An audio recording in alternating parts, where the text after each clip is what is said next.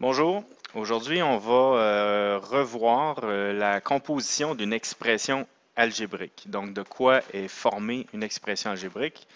C'est essentiel pour la suite des choses. Donc premièrement, je vais écrire une expression qu'on va par la suite travailler. Donc 3xy au carré moins 6y moins 3 plus 4y au carré x plus 4y moins 6. Donc, c'est une expression à plusieurs termes. Donc, qu'est-ce qu'un terme?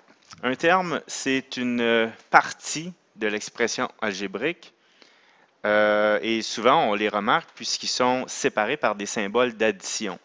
Donc, si on met les fameux symboles d'addition qui sont sous-entendus dans cette expression-là, on en a un premier ici. Et malgré le fait qu'on ait moins 6y, il faut comprendre que le moins appartient au 6y, donc c'est moins 6y. Il y a un plus ici qui est sous-entendu. Pour les mêmes raisons, ici, on a un autre plus qui est sous-entendu. Ici, ben, on a le plus 4y au carré x, on a le plus 4y, et encore une fois, un plus moins 6. Donc, maintenant qu'on a mis ce qui est sous-entendu, donc les symboles d'addition qui sont sous-entendus, on va tout simplement découper cette expression algébrique en termes. Donc, on a le premier terme ici, qui est 3xy au carré. On a le deuxième qui est moins 6y. Il faut toujours se souvenir que le symbole qui précède la quantité lui appartient. Donc, ce n'est pas 6y, mais bien moins 6y. On a un autre terme ici, moins 3. On a le plus 4y au carré x. On a le plus 4y. Et on a pour terminer le moins 6. Donc, voici l'expression algébrique découpée en termes. On a donc 6 termes dans cette expression. Dans les termes, on retrouve deux types de termes, c'est-à-dire on retrouve les termes dont la partie variable est présente, et dans un autre type de terme, on retrouve une partie de variable qui est inexistante. Donc, dans le premier type, on a ici la partie variable. Donc, vous voyez ici, partie variable, partie variable, partie variable. Dans le cas du moins 3 et du moins 6, on ne retrouve aucune partie variable. Donc, quand on parle de coefficients de termes, on parle de coefficients qui sont dans des termes avec une partie variable. Donc, dans cette expression algébrique, on retrouve des coefficients de variables. Voici le premier. Voici le deuxième. Comme moins 3 n'a pas de partie variable, ce n'est pas un coefficient. On a le plus 4 ici, et on a encore une fois le plus 4 qui est là. Pour les mêmes raisons, moins 6 n'est pas un coefficient. Donc, on pourrait écrire que les coefficients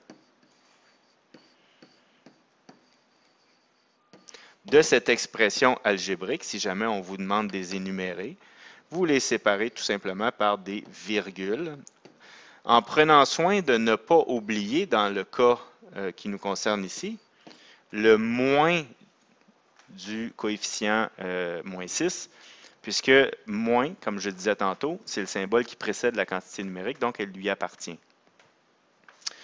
Ensuite de ça, dans les deux types de termes que je vous ai parlé, soit ceux avec une partie variable et l'autre sans partie variable, on a des liens possibles.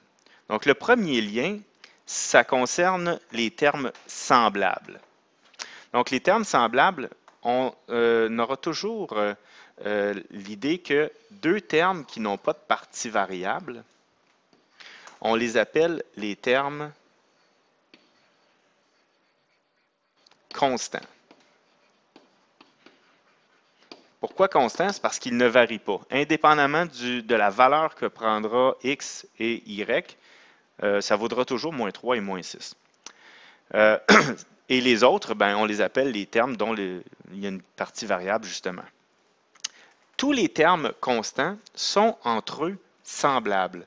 Donc, à la fois, ce sont des termes constants, ce sont aussi des termes qu'on dit semblables.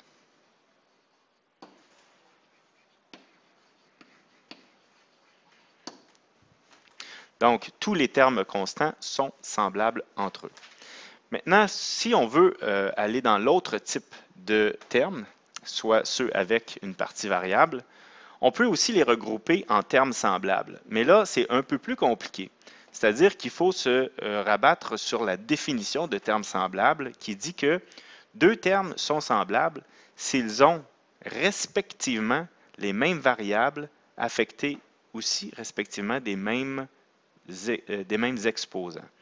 Donc, on a ici x, y au carré. On peut voir ici, x, y exposant 2. Ici, on a seulement y. Ici, on a y exposant 2, x. Ce qu'il faut savoir, c'est que, sous-entendu, on a le 1 ici, l'exposant 1 du x, de même qu'on a l'exposant 1 du y et aussi ici le 1 qui est exposant du x et ici aussi le 1 qui est exposant du y. Donc, il faut avoir les mêmes variables affectées respectivement des mêmes exposants. On remarque que x exposant 1, y exposant 2 est semblable à la partie variable de 4y exposant 2, x exposant 1. Certains diront, oui, mais l'ordre est inversé. Bien, ce n'est pas grave que l'ordre soit inversé, puisqu'on remarque qu'entre le 3 et le x, il s'agit d'une multiplication, et entre le x exposant 1 et le y au carré, c'est une autre multiplication. Et c'est la même chose avec le 4y au carré et le y au carré x. Et une des belles propriétés de la multiplication, c'est la commutativité. Donc, ces deux termes, on dit que ce sont deux termes semblables. Maintenant, si on regarde les autres termes, bien, on s'aperçoit qu'ici, dans le moins 6y exposant 1, on a également le 4y exposant 1. Donc, pour les mêmes raisons, ces termes sont aussi semblables. Ils ont respectivement les mêmes exposants aux mêmes variables. Ici, il n'y a seulement qu'une variable. Donc, termes semblables également. Donc, une fois qu'on a réussi à déterminer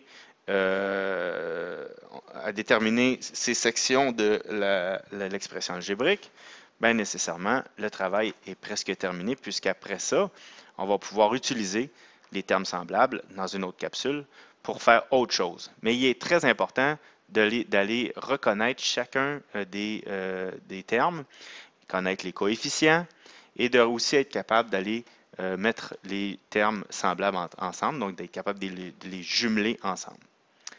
Merci.